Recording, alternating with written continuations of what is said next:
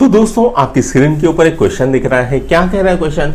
When an air column in a pipe close eight one and vibrates such that three notes are formed in it, the frequency of its vibration is dash dash times the fundamental frequency। यानी question क्या है? तो भाई एक pipe दिया है, वो pipe कैसा है? क्लोज है एक एंड से, इस तरह से क्लोज है और उसे वाइब्रेट किया है, इस तरह से वाइब्रेट किया है कि three nodes are formed in it, यानी उसके अंदर तीन नोड फॉर्म हो रहे हैं। मान लीजिए एक पहला नोड है, यहाँ पर ये दूसरा नोड है और यहाँ पर एक तीसरा नोड कहीं तो भी है, ऐसा मान लेते हैं। ठीक है, अच्छा, तो ये तो हमने यहाँ पर नोड्स बना लिए। अब हम क्या करते हैं, यहाँ से इस तरह से वाइब्रेशन जारी है, इस तरह से, और ये यहाँ पर जारी है। दूसरी चीज ये इस तरह से गई और यहाँ पर गई। ये मान लीजिए पहला नोड है, ये दूसरा नोड है और ये तीसरा नोड है, तो तीन नोड्स हो रहे हैं। The frequency of its vibration is dash dash times the fundamental frequency, ये हमको पूछा है। तो भाई फॉर्मूला क्या होता है? तो V is equal to n lambda, ये फॉर्मूला है। n क्या होती है? तो n होती है फ्रीक्वेंसी। n क्या होती है? तो n होती है फ्रीक्वेंसी। v क्या होती है? तो v होती है वेलोसिटी। ठीक, v क्या होती है? वेलोसिटी। और लैम्डा क्या होता है? तो लैम्डा होता है वेवलेंथ। लैम्डा क्या होता है? तो लैम्डा होता है वेवलेंथ। तो v is equal to n lambda, ये दिया हुआ है। ठीक है, अब wavelength for the fundamental frequency क्या होगी? तो वो होगी lambda is equal to 4L, ये होती है। ये क्या है? तो ये है वेवलेंथ फॉर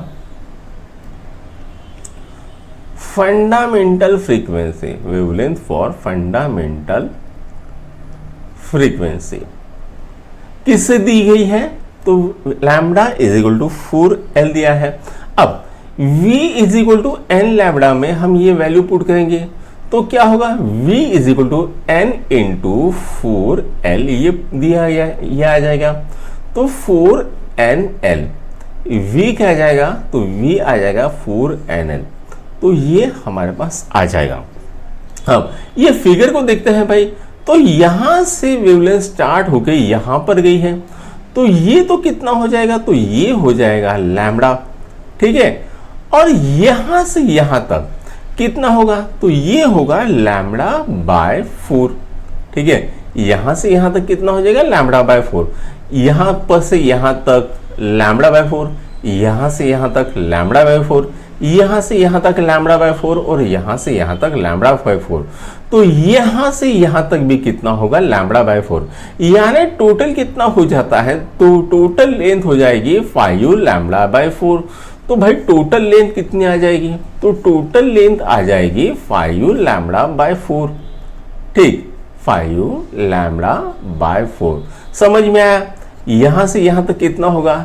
लैम्डा बाय 4। यहां से यहां तक लैम्डा बाय 4, यहां से यहां तक लैम्डा बाय 4, यहां से यहां तक लैम्डा बाय 4, और लास्ट में यहां से यहां तक कितना होगा? Lambda by 4। तो ये कितना हो गया? Lambda by 4 plus lambda by 4 plus lambda by 4 plus lambda by 4 plus lambda by 4, कितना हो जाएगा? 5 लैम्डा बाय 4। अब ये जो वैल्यू है ये हम इसके अंदर डालेंगे। ठीक है, और तो ये क्या हो जाएगा? इसको पहले एक काम करते हैं, रीअरेंज कर लेते हैं। 4L by 5 is equal to lambda हो जाएगा।